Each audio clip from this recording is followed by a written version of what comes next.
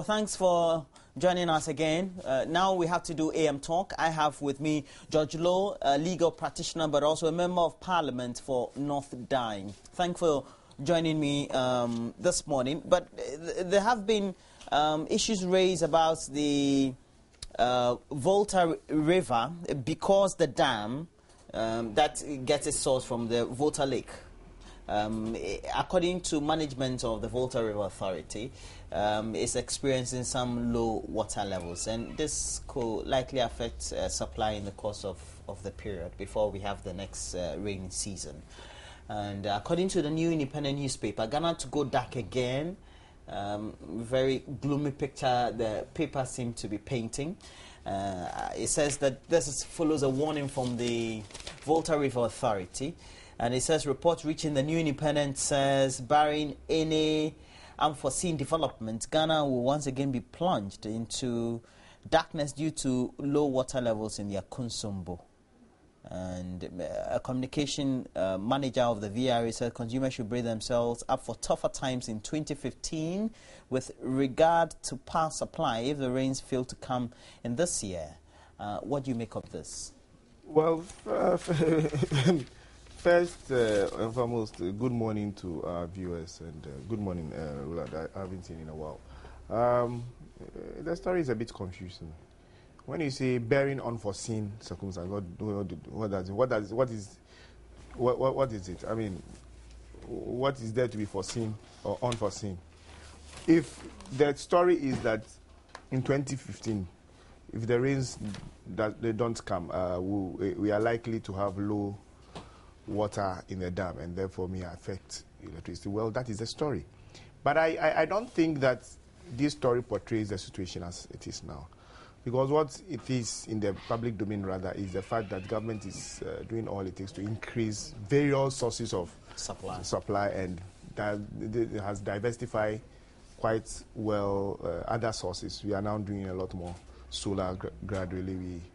Thermal is coming in. We've heard that the gas project is coming on stream, God willing, before then. So I think that generally speaking, yes, periodically, once the dam takes its water supply from rain in the main and things like that, I think that if the rains don't come, it will be affected one way or the other. But that is the more reason why we are diversifying our energy needs. And we hope that by 2015, even if the dam capacity to supply goes down, the other sources may come and complement. So we will not probably have it as bad as it used to be in the past, if it should. But I am still a bit confused about the story in its mean when it says that bearing unforeseen circumstances. Because indeed you would have thought that the unforeseen circumstances should be on the other side. Yeah. So well, that's all I'm prepared to talk about. Because I believe also that this is not the New Independent who is supposed to be the official mouthpiece of the. Well, they have a communications department. Well, they are quoting the communications manager, Samuel Fletcher. We will have to hear from the probably engineer Kofi, or I mean somebody who is high up there who can give us the information. But I think Engineer Kofi early on in the week or the latter part of the last week had indicated that inflows into the dam were low, yeah. But generally he said perhaps that could be complemented by the other sources that were basically. Okay, so, but in going forward, as we're looking forward to other complementary sources for energy generation, what should be the expectation of Ghanaians? Because the mindset is that everything, according to the communication that is coming from government and the various energy companies, well, things were all right and going to be all right. But currently we have some sporadic load shedding being undertaken, or some kind of power crisis management being undertaken. Yeah, that is true in the main, and that doesn't negate the fact that government has done a lot in the energy sector. You see, if you listen to the communication, and one of it is saying that, gas supply from Nigeria has dropped from 80 million to 30 million cubic meters per year. And so you see that gap, for instance, is likely to create some shortage. if you add that to the periodic maintenance that will have to take place, the periodic problems that will go on the lines. I mean, I don't think that government has ever said that Ghana is going to have uninterrupted energy power supply till infinity. Occasionally, you would have to shut down some lines and do maintenance. Occasionally, you have. So these interruptions will come on and off. But we must all accept that it's not as bad as it used to be. So progressively, some progress has been made, and we hope that the momentum is kept, so that just as the president promised, that by 2016 we would have possibly about 5,000, which we believe that will be more than enough for us, so that even where lines are shut for maintenance, it can be lifted up to other lines, so that you don't have this prolonged kind of darkness that we have when we do routine maintenance, or when there are damages to our lines, or where there's gas shortage. If Atuabo comes online, then even though the West African gas pipeline will also be coming from Nigeria, it may be more, even if there is shortage, we probably may have enough, to complement that shortage as is happening now. But, the West African gas pipeline is not directly under the control of Ghana. So when there's shortage, we are forced to, No, it's not because there's shortage, it's because there's been a best. So yes, well, I mean, because as for us, it's the inflow that is important. So if there is not coming, so that's a shortage. Yes, I mean, it means that the quantum that we need to fire our electricity is not. So now they are talking about 30 million instead of 80 million. So there's a 50%, shortage that is in the inflow as a result of the damage. So. Okay, I don't know whether you'd been following a story about a demolition exercise that was undertaken at Ajekujo, is just around the Tamashaman area.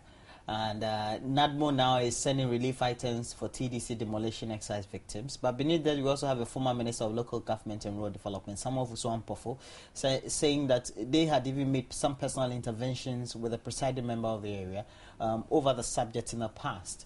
And they thought that perhaps adequate dialoguing could have been better undertaken to manage the eviction than just blatantly going there and indiscriminately just breaking down people's houses. Your own thoughts on the subject?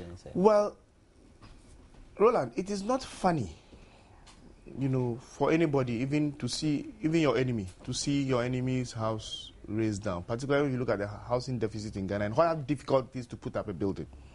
So the first reaction for everybody is that our heart goes out to those victims.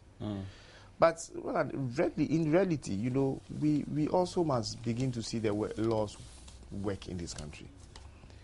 I agree that there should be a human face to some of these things. As to whether demolition is the best of the options available, I don't know. Unfortunately, TDC had chosen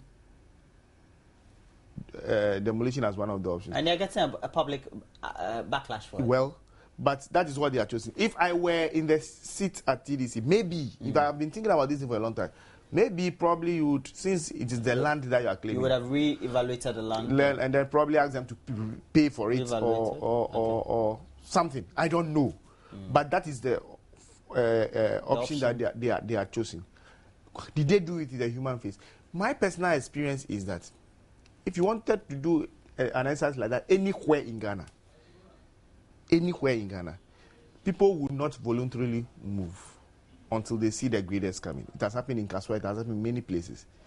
But I think that we should have serious dialogue about these things and begin to find out in real terms whether this is the way to go.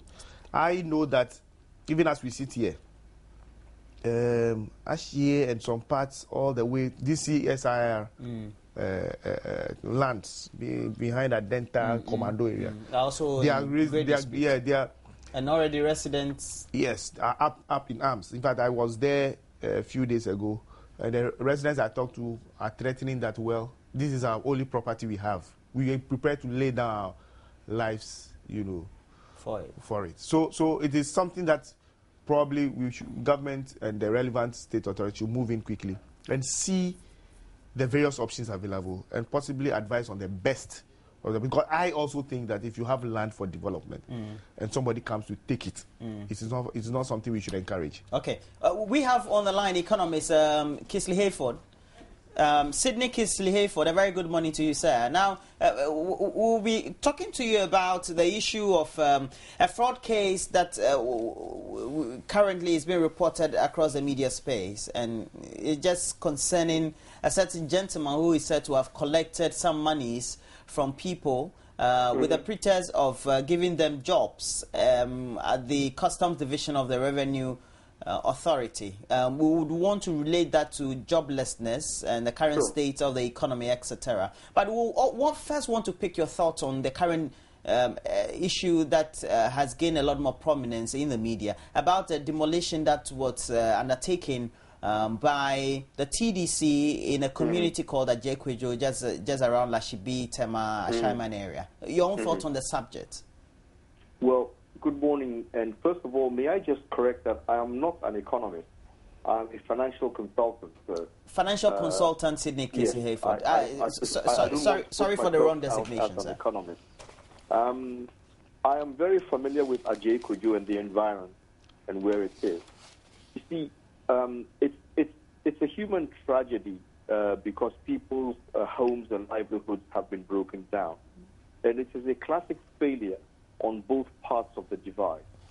In the first place, the persons who have migrated to live in Ajay-Kujo Township without necessarily going through the proper formalities and getting permits and getting the authority to build on the premises were wrong in the first place.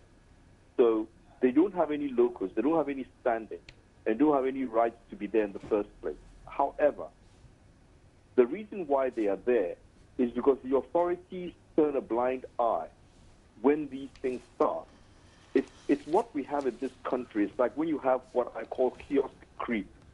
Somebody puts a kiosk or a table somewhere, the authorities don't say anything.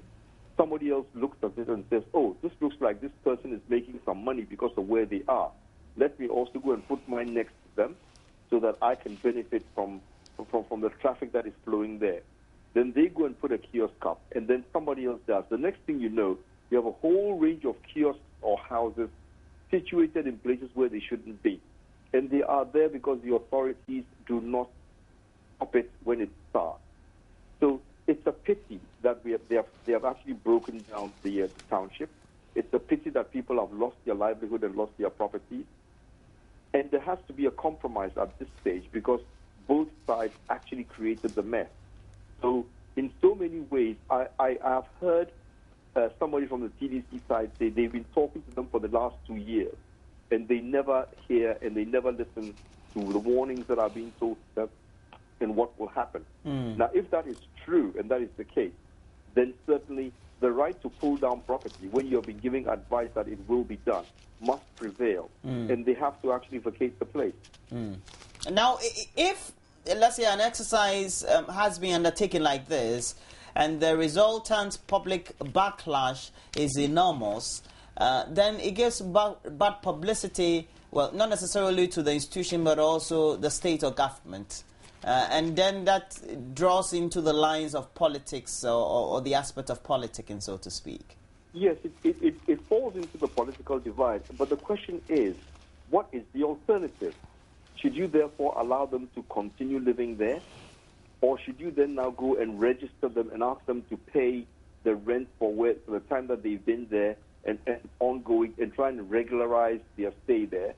And it's developing into a slum, which is not what TDC wants. They want to lift up the whole place. So, what is the alternative? There are times when you have to take the hard decisions and make the tough choices in order to be able to bring sanity into a system. So when you try and sanitize like that, you must carry on.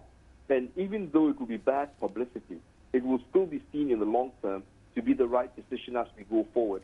Ghana is becoming a state of lawlessness, where people get up and do things and expect that because public sympathy will sway on their side, therefore the government of the day really cannot do anything than to allow it to continue. And in so many ways, because of political vote seeking, we have allowed those circumstances to prevail. And that is where we see ourselves today. So in this case, I say the right thing must be done. And the right thing has got to be, did you have a right to stay there? Did you try and acquire a right to stay there? Did the TDC actually advise them that it was wrong for them to be there and insisted they must have permits to stay? And if both sides didn't do the right thing, the purpose of all of this is a court of law who should decide what the best arbitration is going to be and suitable to both sides. Okay. We can't keep on politicking all the time. We have to do the right thing. I'll ask you some onward questions about the main subject that we want to talk about, but my producer tells me you have a lot more time, so you spare us about 10 minutes as you're on the line. That's all right. But I would then go to my studio guest. And George, you heard what Mr. Kingsley Hayford has been saying. Now, particularly when we've had those media reports also giving indication, especially the TV reports showing some papers that sort of give indication of some, perhaps maybe some registration before the TDC, with TDC stamps, etc. That seemed to smack of some perhaps underhand dealings either by employees of TDC or the office in itself for these very developers. Well, I think that Kingsley and I, what's his name? Kingsley. Yeah, Kingsley Hayford and I are on the same page on that, and I'm happy that at least there are people who are beginning to see the fine points that happen in this. But you see, land documentation in this country, as we sit today, with all the lap 1, lap 2, we still have a long way to go. Now it is becoming dangerous to even fly around land documents, because eventually you may find out that it's been duplicated somewhere. People's names differently. Different times, different regimes, and sometimes the same land you bought 10 years ago, you go and they say, oh, they've redemarcated the area and now it falls on somewhere. I have a piece of land somewhere, and I've been trying to find out whether it is in Medina. Initially it was under TMA, I understand. Now Medina is claiming that it's in their district. Adenta is claiming that it's in their district. So you don't even know which way to go. You know, there's so much confusion with this land thing. And the earlier we are able to do this one-stop shop completely, so that we rationalize the land registration regime, the better for us. So, like Kingsley, then when these things happen, you are at a loss as to who to blame. Because the man holding his papers, believing in the fact that he has a document, and then the person who says, I own the land. But bottom line is that when the law comes into play, the person, the real owner of the land, once it's established, prevails. So in this case, I think that rather than politicize the issue like we are doing, because it's sad when you listen to words that came up from the MP of the area in connection with what is happening, instead of looking at the fine points and possibly being a lawyer herself, sitting there and looking at law and the way it works, she goes on the political tantrum and says that I asked you to vote for me. If you had voted for me, you wouldn't have gotten yourself here. When I heard it, I was so sad. But bottom line is that many of these, like I was telling you, many of these things litter our landscape. I'm telling you about the CSIR one. I'm telling you about the other things. And until we are able to get a holistic resolution, we'll occasionally find such stories in the newspaper. Now, Mr. Hayford, if we will have to look at the current state of the way we do land documentation and registration, and I know perhaps you may have people or friends who have encountered some of these difficulties. Indeed, there have even been estate companies who have sold these estate houses to people for decades, and these have come under litigation. And there are precedents. If we have to look at the current state in which when we undertake such streamlining of businesses, then who is to blame? Where do we take the first step to, and who resolves some of these difficulties for the citizenry? You know, all of this, when you come back to it, the whole situation falls in the lap of government. The way we have handled our districts, our municipalities, and our metropolises in terms of the legislation, the demarcation, and who's in charge of what. And I like what the previous speaker said. Unfortunately, I didn't catch his name.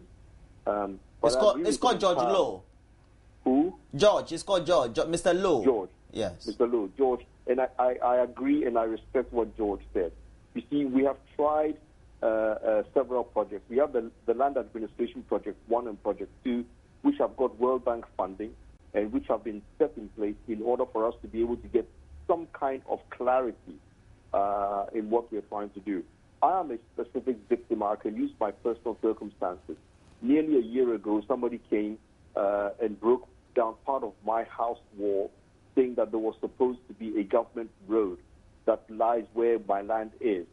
I have gone to the municipality. I have tried to find out where the documentation is and who actually authorized the demolition of the wall. And up until today, nobody can tell me exactly who it is, who authorized it, and how it came to be. And the person or persons who are supposed to have done it are people who are building a property behind the other side of my wall and wants an access road. I cannot legally figure out what is going on, and I am at a loss as to where to turn. And this is the situation with many other people in this country. The land administration and land control is merged with total corruption. People just go and bribe officials to be able to get title registered, and they can do it post the fact that you have actually built your property on a piece of land. We are all victims of it. If you dare buy a piece of land outside of the real urban area, just outside of Accra, you are always not sure whether the land has been sold to you as the fourth or the fifth person, and therefore how. So where do we start then, Mr. Hayford? Government has to be firm with legislation in this new era where we have good GPS coordination and we have good databases and we have a very, very good electronic system. There is no reason why we can't once and for all map out all the systems and use the community land stool system, working it through the chiefs and making sure that everybody agrees that this is the authoritative place to go and check for your demarcation of your land, and this is how the property is verified. If you put some clarity into it, so that before I go and buy a piece of land, I can actually go and check to see whether anybody else is interested or is doing anything with that land, then you are clear. But the way we are doing it now, and we've been doing this for decades, and this is the problem we have with our government. So things need to change. Yes, things have to change. Okay. We can't carry on like this. All right. Foreigners coming to come and invest, and they don't even know whether the land that they have is appropriate. Yeah. It's illegal or not. It's a conundrum that never gets solved. I remember there was one incident with a Chinese investor somewhere around. Is it Hacho area? And the man had brought millions of dollars and already invested all that in the infrastructure, and that thing got broken, I think 2-3 years ago. Now, let's come to the substantive of the issue of why we called you. On the subject of a certain gentleman, these news stories are usually replicated across the media and has been recorded over the last year, where we have young people who go around collecting money in the pretense of making available jobs for those they've collected monies from. Is there any correlation to the current economic conditions and unemployment rate that young people are facing, etc.? Perhaps unscientifically, though, when we have to do a content analysis of the subject. This is a direct reflection of the situation of unemployment in this country. How do you come to that conclusion, Mr. Hayford?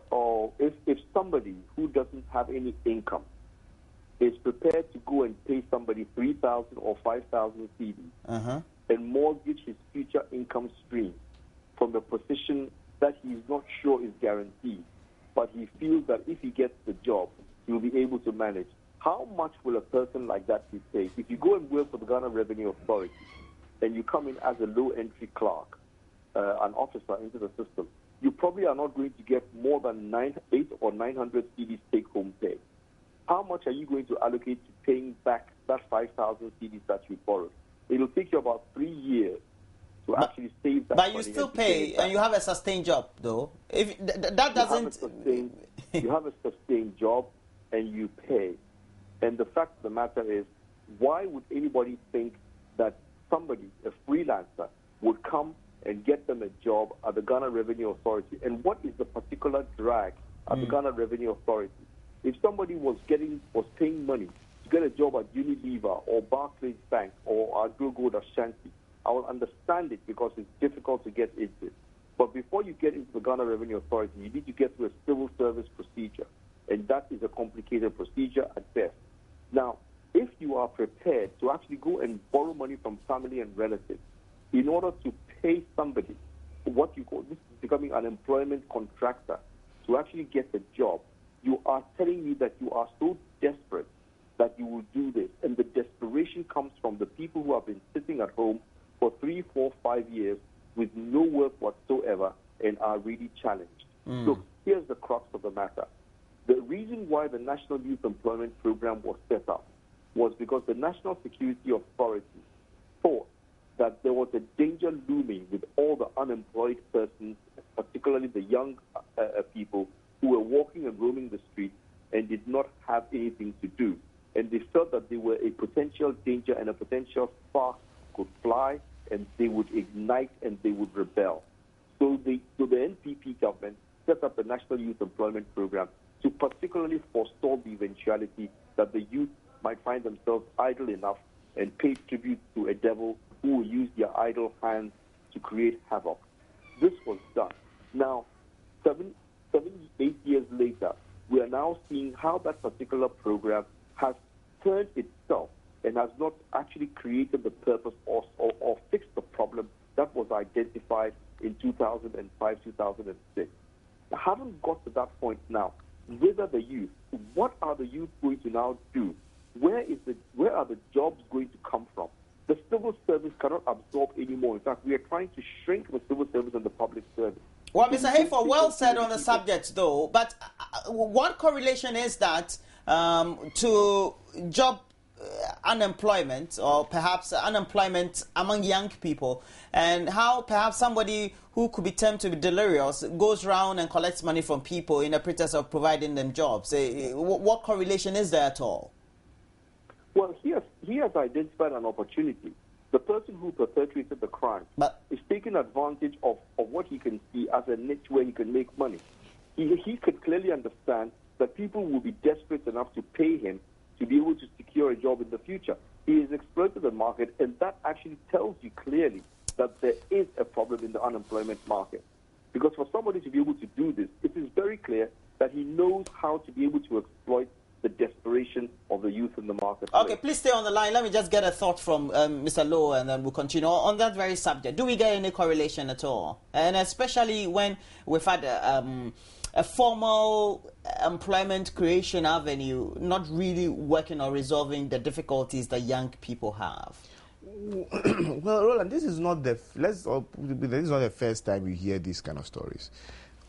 Occasionally you hear somebody looking, and he was right. Well, somebody identifying a loophole somewhere and exploiting. So this is one of those things that happen.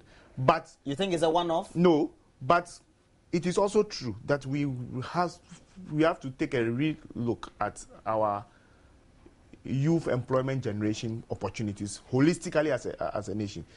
I believe that certain problems have bedeviled the JIDA because of its operational mechanism.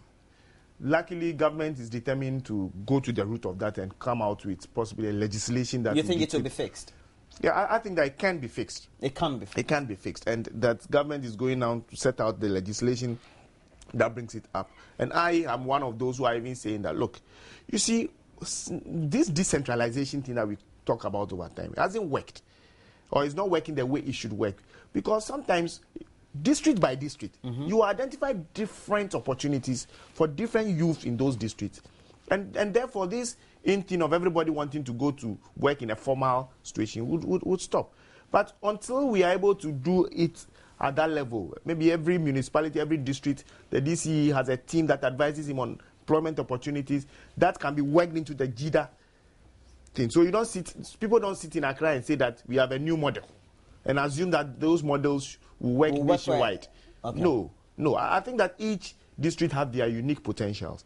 And the young people there can be psyched and given entrepreneurial training to tap into those areas, even as they develop into other areas. So yes, education is vital, but skills acquisition, for particular things. I mean, in the Volta region, for instance, even yesterday I did some tour of parts of my constituency for some project, and it hit me again that tourism is such a huge potential, has a huge potential in that constituency. So you're proposing a model in tourism? What I'm saying is you're creating other difficulties, are not? No, I'm not saying that I'm saying that how do we promote tourism in the district for young people to tap into the opportunities? There's craft work to be done. There are all other things that they, as a byproduct of that, because once you create a tourism hub, it's a market. Now, how do people tap into those markets? Then the district chief executive and team will look at the opportunity that's available, and then it begins to tailor employment to those ones. Mr. Hayford, before I let you go, though, your thoughts on this last one. Now, if we get to properly identify what the job opportunities are, then there's the issue of how we don't have access to the data of the young people or the working people who don't have the jobs. And that is also an issue that has always not been resolved.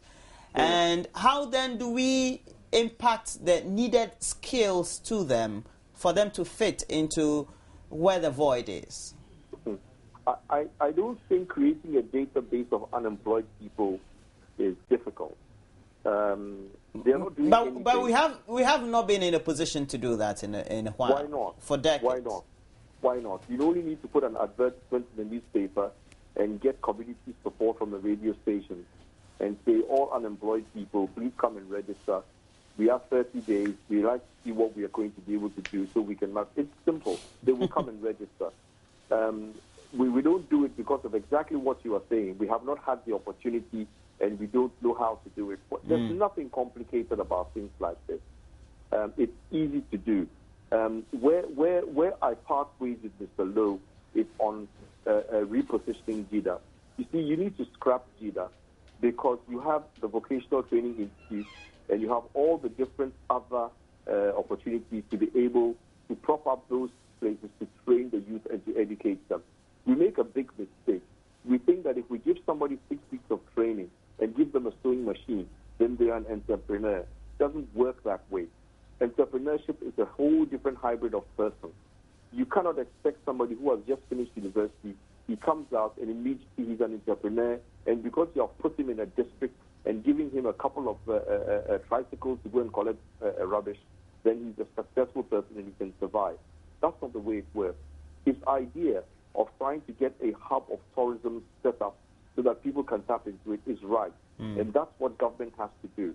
Government has to find the opportunities by making the market environment rich enough for the youth to be able to get in there and tap into it.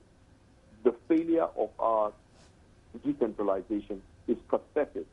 Since 1993, we have had the law for decentralization. Up until today, we are still yelling that we cannot decentralize or we are not decentralizing properly. We have a whole myriad of things that are chained. And if we can start fixing the links in the chain, everything else. Well, Mr. Hayford, you sound like a man who has problem with every facet of the system. There are too many problems for you not to have problems with the system. Some things are working, others are pathetic. Unfortunately, the big issues that should be working are the ones that are failing us. Okay. And if we can fix one or two of them, we will find that the whole system will just rally around and it will become easier. Well, but we are not addressing those systems because of politics, and that's where we fail. Okay. Thank you very much. Your point well made. Are you a politician at all, or do you like politics? Not at all. Okay, no, good. I only comment on business and financial and economic issues. Actually, well done. Well, thank you also for your neutrality. Financial consultant Sydney Casely Hayford. And thank you very much for joining us on AM Talk this morning. But incisive contributions he made. I mean, not asking you questions on whether to scrap JID or not, because that's it's a state policy. But if we would have to go forward on the subject of strengthening a system that is expected to be a stopgap to creating some level of employment for young people, then we need to take a serious look at it beyond the issue of legality. Well, the legal framework is the one that needs to really establish everything, the structure. and then the way it should be operated. But we've had laws backing a lot of institutions in Ghana and they don't work. Well, I'm not one of those who say that we have the laws and they don't work. We have the laws, but we ensure that the laws fail. The laws will work if we want them to work. So for me, if government is saying that they want to restructure JIDA, give it a legal framework so that it stands as a solid body and all the loopholes that seem to be creating problems would have changed. So, fine. I mean, like you said, it's government policy and government should follow it through. I think that alongside JIDA, or progressively, if you are training the people under JIDA, beyond the 2 years that they stay in that environment, we should also create an enabling environment for them to tap in. And I'm happy that he understands the models I'm talking about in terms of the tourism. The rationale behind what you're talking about. A hub and a center that would always... And so that when people move away from possibly their training, 2 years operational experience at JIDA, they can also fit in somewhere. And then progressively, they can be going up. But if after 2 years, then they come back, they are more frustrated. Because if after those 2 years, he doesn't get to move forward. Because under JIDA, you get something small. So for the 2 years, at least you can move around and feel good. Then suddenly, you go back to where you were before. That is where the real problem is. I also think that maybe, just as we are doing house naming and things like that, district chief executives should be empowered or should be encouraged to register in their districts those who are unemployed and the kind of things they have to do. And then they, with that data in the district, should start strategizing to see where people can fit in. And then we take it from there. There's a lot of potential in this country. And I always tell people that even as I drive around and walk around every day, I see potential that if young people are willing and will give themselves and sacrifice a bit, everybody will get a little corner somewhere where they can operate and be happy. Oh, we have to take a short break. Please get interactive as always. We have the network page on Facebook. Please search for the page on News on TV and a short code that is always available, 1760. It doesn't matter which network you're using. If you're using 2 phones, please get a third one. If one doesn't work, the next one or the next. Very easy for you. 1760. And a WhatsApp platform with a number 0544 334722 is also available for you to communicate with us. In the meantime, though, we're taking a short break. When we come back, George Lowe, who is a Member of Parliament for North Dine in the Volta region, will be joined by a Member of Parliament for Ablekuma North here in the Greater Accra region in the person of Joe Appiah. Do stay on. We'll be right back.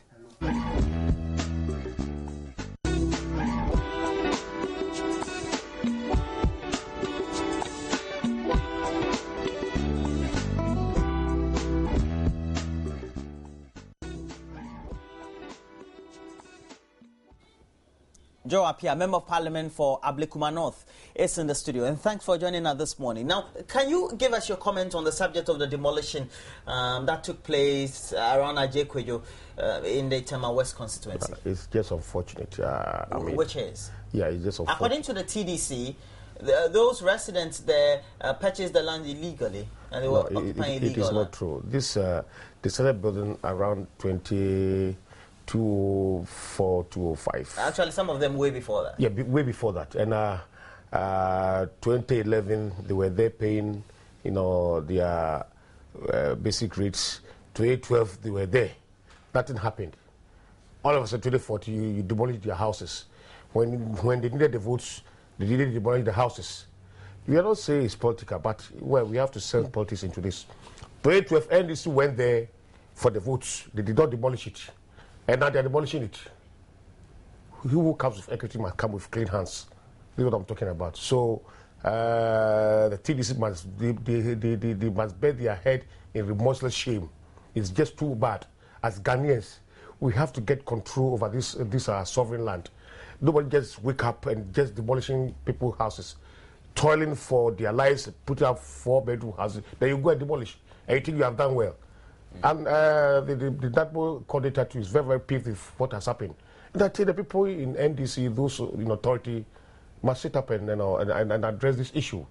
Yes, they say they have another 3 acres. It is only 10 acres that have been demolished. Why 10 acres?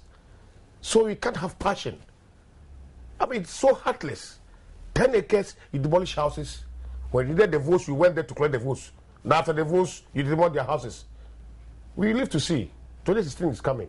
They should go there and tell them they should, I mean, they want their votes. That's what I'll say about it. Okay. Now, do you agree that the issue of buying of land in Ghana is problematic? It's fraught with difficulties. You don't get the right permits, and sometimes the lands are sold multiple times. You see, we have problem with our land policies. I'm not blaming NDC administration. I'm not blaming MPP administration. Holistically, we have to look through this issue. This is not politics. We have to sit down to get land, policies that can give the ordinary Ghanaian a breathing place. It's happening to all of us. At the moment, people have lands, and demolitions are going around throughout the whole country. It is uncalled for. So what I'm expecting that we have to get policies. We are not blaming NDC, we are not blaming MPP. We have to get good policies that can liberate us from this kind of hardship. That is all. Do you think that the current state of demolition, and it's coming on the heels of a demolition that was also undertaken somewhere around Adenta on the aviation lands and some others, and already we have the atomic energy also complaining about their lands around Hacho also being encroached upon, etc. You see, my brother, I will send policy to this. The Adenta land demolition to, the house demolition to, in those people over there, most of them voted for the NDC. This is what is happening. But if because you voted for a government in power, it doesn't mean that if you do something wrong. Yeah, but why don't you do 2012 when we're going for elections? Why didn't you do that 2012? And you wait till 2014, you demolish it. This is what we are talking about.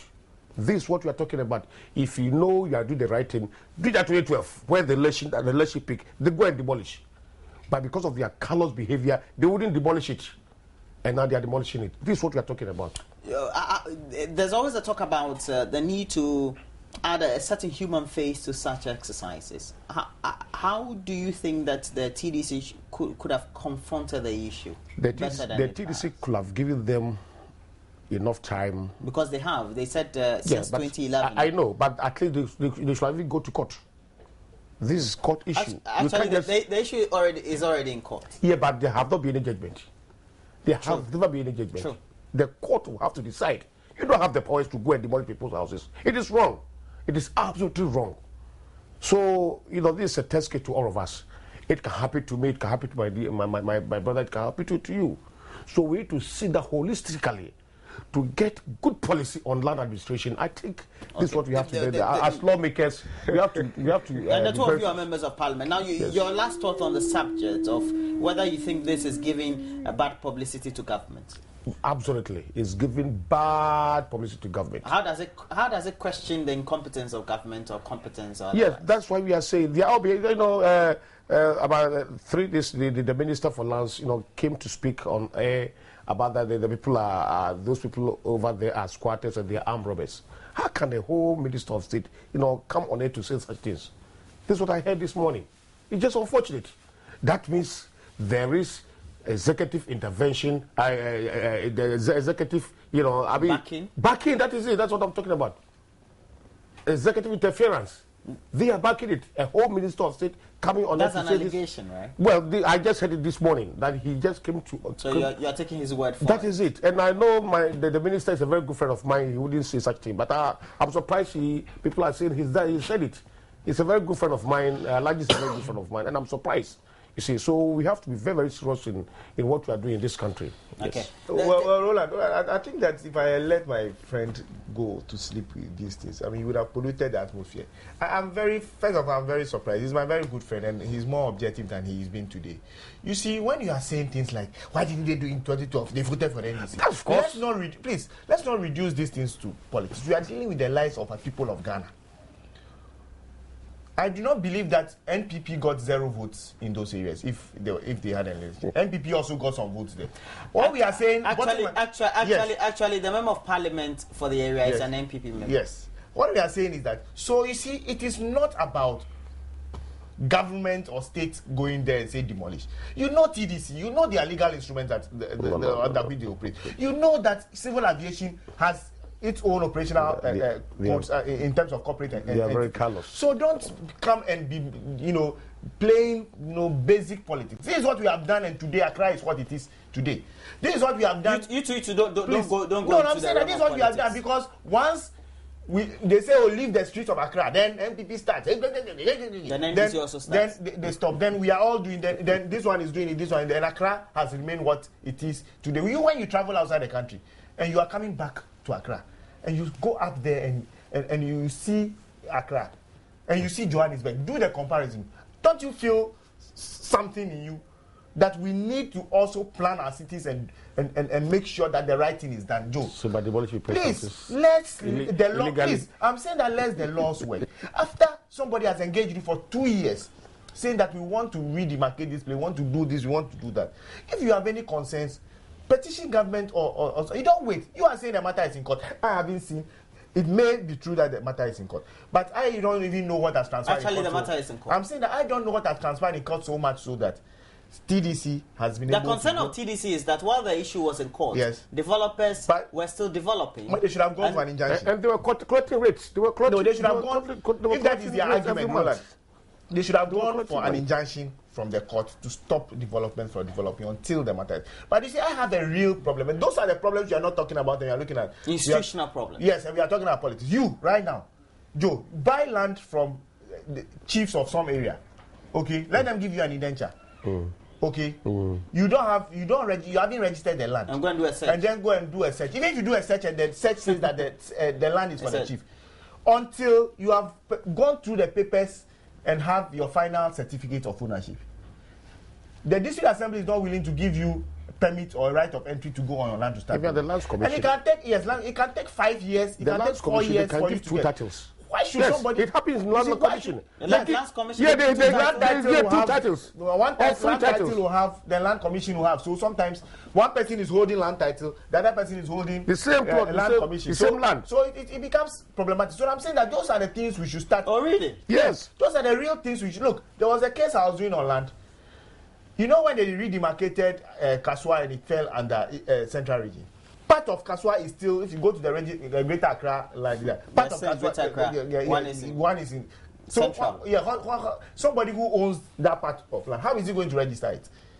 So we have real problems. And there are families that have their lands here and there. I beg you, let's look at members of parliament as members of government, as people who belong to... Mr. Joab, are you going to take this thing out? Let's attack those issues. Stop the politics. We have to stop the politics. Yes, let's stop the politics and go into the merits of these things.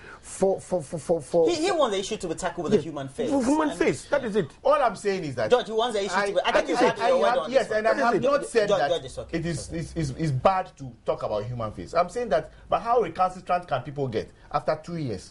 So that is another argument. Okay, your last comment on this. We have to look at the issue of transport. I'm really disappointed with TDC, what they've done. Even, for example, if I just saw in the paper, he's just, you say he's disappointed by NADMO coordinator is disappointed. You have to also feel for them. Nobody is saying that. He's not feeling, right? He's not feeling. I haven't said that. No. I'm saying George, that. They say you're not feeling. But he wasn't here. But let's show some remorse. How do you show? Is it because you are on TV? That's not remorse. Please, let's the issues determine what we do.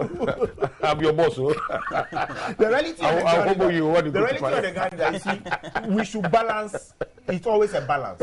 We should show remorse, but people must also respect that when it is a situation like this. Maybe what we should have done, which we haven't perfected, is that when there are problems like this, NADMO should even have come in even before the demolition. They should have relocated the people. They did not tell them. Okay. I'm saying that, yes. So that is the institutional failure. That is the institutional failure. There's a question. Yes, that is what we must tackle. That is it. That is it. There's a question I've always wanted to ask. Well, a land is supposed to be a state land, hasn't been developed in a while. Now, the state entity wants to have a claim or a reclaim, wants to claim its land. Now, money is spent to rent bulldozers or take them wherever they are to come and demolish the houses. And then the state looks for another money, empowers NADMO to come and look after the people. Whilst the very people don't have a place to stay, and that also could be a liability on the society as well, because it's a social welfare issue. So, you see, there are conundrums or dichotomies that perhaps we need to delineate. Oh, I have looked at that, but you see, NADMO, because you haven't looked at it properly. I'm saying that why has NADMO come in? NADMO has a mandate, be it natural disaster or any. But we do understand. And this is an artificial disaster created. This is an artificial disaster created by a state institution that is undertaken and exercised without any human face. Listen, for NADMO, they have a clear-cut mandate to alleviate suffering of victims of any kind of situation. So if they see that people are homeless as a result of some thing like this being carried out, they have duty first to protect those lives and make them a little comfortable. That is what NADMO is doing. It comes with state money, I agree. But that also not mean that because TDs, and I'm saying that, you see, when we are dealing with these things, maybe the lawyer in me does not allow me to descend to a certain level. But I'm saying I'm saying because you don't want to go into a state of empathy. No, because you feel that you have the knowledge of the law. No, the point is but you're also a member of parliament, and if you were a member of parliament for those very constituents, how empathizing would you be? That is it. Roland, everybody and the way they manage these things. If I were the member of parliament for that area and these things happen, the answer for me doesn't lie in seeing TV cameras and therefore shouting, "You didn't vote for me. You should have voted for me." I do that. No. But it is true. Please, that is not the answer. The people need a solution to their problem. So we should concentrate on us all finding a solution. Why wasn't the demolition on 2012? Get to election time. Okay, let's move the subject because we are reducing to politics. Let's make sure that the right thing is done in this country. Transport fares have been increased. We're being told that it's as a result of some level of increment in fuel, and transport fares were initially 20%, and there's been some negotiations by the Ministry of Transport with the various transport operators, but there's been complaints by commuters. Our people are suffering. We are also suffering. Who? The transport. You mean the MPs too are suffering? Yeah, we are also suffering. How? We also pay transport fare. I mean, the state has bought you. It doesn't matter. Ask my friend. Talk for your constituents. Yes, Roland, please never make that statement. Yes, the state hasn't bought us vehicles. No. You see, I'm talking for the whole Ghanaians as a whole. You see, this petrol increase and increase in VAT 2.5%. We're in Parliament the other day. We're talking about it. They know the thing is too high, but my friends from the other side will not, listen to us. Will never listen to us. One-ton dissipation of public funds. This is what we are talking about. That is the one-ton dissipation of public funds. Reckless spending. That is it. That is giving us the hikes in petrol increment and increase in because we have deficits. That is it. Huge deficit. One-ton dissipation of public funds. This is our problem. Gida, Asofotone, money's going to wrong hands. It's just unfortunate. And at the end of the day, the ordinary Ghanaian will suffer 2.5% on VAT. This is what we are talking about. This is what Ghanaians should also reject it. I don't mean, when we're in Parliament, we were talking about this thing, this is not good. Oh, they will just go there with their numbers and put it their way. This is the kind of politics. Transport fares. So it's all including transport fares. Mr. Joapia, since you're a member of Parliament for Ablekuma North constituency, what usually has been some of the info you're getting from the ground? Yeah, particularly with regards to the incrementing. Yeah, they are all complaining. Some of them even walk from Odoko to Accra. For real? That is it. Because they can't pay for the total fares. Some of them walk. This is what I'm talking about. So this government should be sensitive.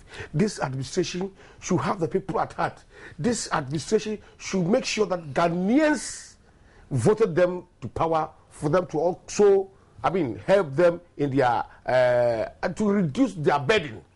This is all that Ghanaians want. At the 2 square meals a day to pay for their children's fees, and our Ghanaians are suffering. This is the kind of politics. Roland, nobody can pretend that when fuel prices go up, some people will have difficulty with it. In fact, all of us, because nobody likes to pay more for anything. But let's put it in perspective. first and foremost, it's totally untrue what my brother talks. We are talking about fuel prices. You are talking about isophoton. It is true. Please, we are talking about. Every thousand miles we give you first step. Please. We have an NPA. He's trying to link. Oh, wait. We have an NPA. Every 1,000 miles we give first We step. have an NPA and a price mechanism introduced by their own government. The automatic adjustment system was introduced by your government. Now it is just being operated. The price adjustment formula. Yes. So what is it? When the world price of crude is going up, and that is determining what it's paid locally. So please, let's not go there. I'm saying that when issues flow, don't make it when you make the issues this murky. No, the people outside do not even understand what we are just jumping here. My brother, I'm saying that nobody is pretending that life has become a bed of roses for Ghanaians. But the government is also saying that we need to take some crucial decisions for us to get to where we want to get to. It's unfortunate. I don't like being asked to pay more. I don't like buying fuel. Yesterday when I was buying fuel, I wasn't happy. But I had to buy because I had to commute from one place to the other. Why, you get fuel for free? We don't get fuel for free. I buy we all buy our own fuel. You said you don't like buying, so I thought you get... Well, all I'm saying is I don't enjoy buying it at this, because it means that the little money in your pocket is going into fuel. But, hey, you have to buy because you need to commute. Other people, genuinely, we think that will have problems because, of course, if you used to pay 2 cedis for something and now you have to pay 2 cedis 50 pesos, it is still additional 50 pesos, particularly when you may not be getting more or extra income from anywhere. I believe that this is a time difficulty and it will pass after a while. We will all begin to reap the benefit of some of these difficult situations because as a people, as a government, as a parliament, we have all agreed that we are not going to subsidize fuel. We used to subsidize in the past, so much so that part of the deficit we are talking about, part of the deficit that has always been there, has been a result of us pretending that we are alleviating the plight of Ghanaians, and yet in the long run it turns around to haunt us. So we have decided that look, henceforth let's pay realistic prices. As for VAT, I think that we discussed it. Parliament discussed it, and at the end of it, Parliament took a decision that there should be 2.5% extra. They have increased VAT in the past before, so this is not the first time that VAT has been increased in this country. So let's begin to see these things as national policies and embrace them and stop the politicking. I want MPP to undertake that one day, maybe after 15 years or 100 years, I'm coming. When they come to power, they will reduce VAT. That's it for you, George. You cannot go and when we introduced VAT and they went on, when they came, did they take it out? It's unfortunate if they should stop that kind of thing. It's such a thing that 50 years. But are you afraid? Ghanaian 50 years. Are you afraid? The kind of leadership you are giving to Ghanaians, the kind of reckless expenditures, the kind of reckless spendings, this kind of leadership. You think we don't have eyes to see? Ghanaians have eyes to see. They know what is happening. So you are comfortable with this kind of situation in this country, this kind of bad economy. You are all in Parliament. See what is happening. I'm just telling my brother that about the hikes of prices. It's through their reckless spendings, the isophoton, the woyome. Money is going to people wrong hands. Election time, billions of Ghana cedis going out just like that. No, where did you? And we look to see that when it comes to 2016, those kind of expenditures will happen in this country. We would never allow them. You see, these are all giving us the petrol hikes. These are all giving us the bad economy in this country. And you think Ghanaians are fools? They will sit there to wait for 2016 and they'll go and vote for you again. You think we are fools in this country with this kind of leadership? Petrol hikes, reckless expenditures. Okay, what are you talking about? You think Ghanaians are fools? Okay. I say speak to them. And you must know that the 2012 election, you did not win the 2012 election. I'm telling you. But you just had your way. Ms. Appiah, can I ask a question? Yes, my dear, I'm listening. Okay. Now, on the subject of the 20%... 2016, don't talk about 50 years. You are going to this thing. Then this will be hooted out. Ms. Appiah, on the subject of the 20% increment, yes, and the concerns that that has been raised by the passengers. Now, particularly when we have increment of prices on the world market, it makes logic a lot more sense. My brother. A lot more sense. Yeah, that the MPA would also adjust its rates or prices on how, because we buy from external sources. My brother. It doesn't make a lot more sense. During our regime, the oil was $147 per barrel. And it has not even got to $100 per barrel. It has never even got to the last time you checked? It has never got to $100 per barrel. It was $147, and Ghanaians were enjoying. I mean, you were there. You were also you were in this country. And now the thing is less than $100. You are increasing and increasing. You are telling me we have an adjustment and this kind of thing. But didn't you bring the price? You see, can you please let me talk, sir?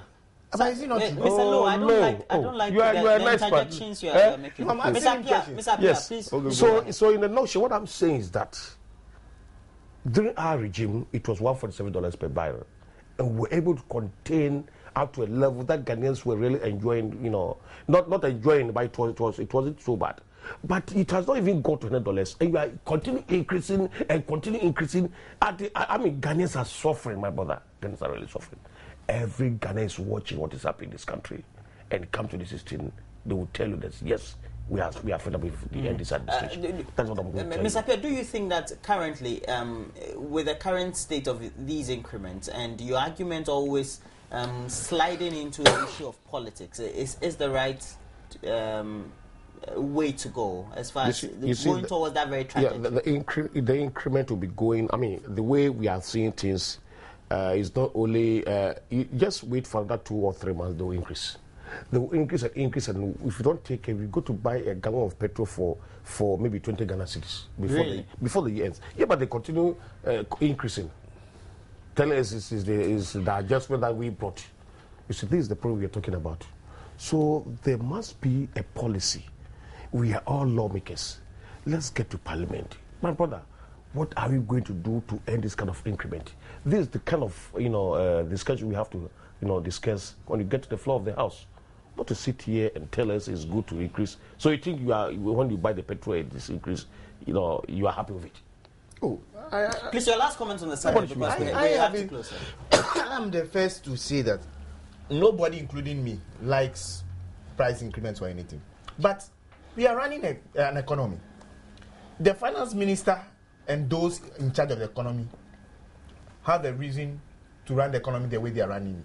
We as parliamentarians, politicians and things, will make our contribution. But bottom line is that I'm saying that let's talk to the issues. Should we suspend the automatic adjustment formula? Should we subsidize these things? How does it affect our economy? Those are the things we should be talking about. That is it. And I'm saying that you are saying that in your time it was 147, you subsidized it. Okay? Today, some of the things we are suffering is because of that decision you took during your time. We are saying that we don't want to go back to point one. We want to make progress. All over the world, people are paying economic rate for fuel. But even in Africa, if I bring you the chart, you see that we are still, in spite of the increment, we are still one of the lowest. So please, let's not do these things and go on a political tangent only for political gain. I believe that with my brother Joe and all of them, if we sit down as Ghanaians, we should be able to be taking the right decisions so that 4 years, 3 years, 5 years from now, Ghana will be a better place for all of us. And that is the kind of argument I would like to have. What I have to tell my brother is that we are all lawmakers. As you rightly said, we have to get to the floor of the House and discuss these issues. I think when we're able to come out with good policies, we'll be able to address these issues, and Ghanaians will be able to be relief. Very diplomatic. In your last one, sir. Well, I have some of those comments though, and I have this one from on the subject of the Lands and Natural Resources Minister Inusa Fuseni saying that the persons crying for victims of the recent, or talking about the issue of lands being bought by Ghanaians and then subsequent demolition. We have this one from Papa Shaker, who says the man said, if someone rents your house and the latter says the house is his, do you allow him to take the house? The answer is no. But my question is, do you demolish the house just because the tenant claims the house is his? I think as a country we should find a way in solving these problems. And Some of you also have been making comment on the 29-year-old man who collected money from unsuspecting people, duping them in the process, claiming that he would get them some enlistment into the custom division of the Ghana Revenue Authority. And Ibrahim Abubakar Bull says corruption started from Adam, so it's an indelible mark on humans. But what people should note is that there's no shortcut to success in life. I think the police should have looked at what was wrong and not who was wrong in this case. The detective victims should also be arrested. I think I side with you as well. Carl Kwashi Captain, once there are no jobs in the country, people are going to flop into this situation to fraud or defraud people and deceive many. He says the government doesn't care about the citizens of this country but itself alone. For me, politics shouldn't be practiced because it enriches people in position and makes the citizenry poorer year after year. So those are the comments we have for now. And we have had in the studio, to my immediate left, Joe Appiah, a member of parliament for Ablekuma North in the Greater Accra region. He's also a member of the MPP, and thanks also for joining us. Are you taking up any position nationally? No. And the man next to him is George Lowe, a member of parliament for North Dying, a member of the NDC in the Volta region as well. And thanks for joining us this morning, George Lowe.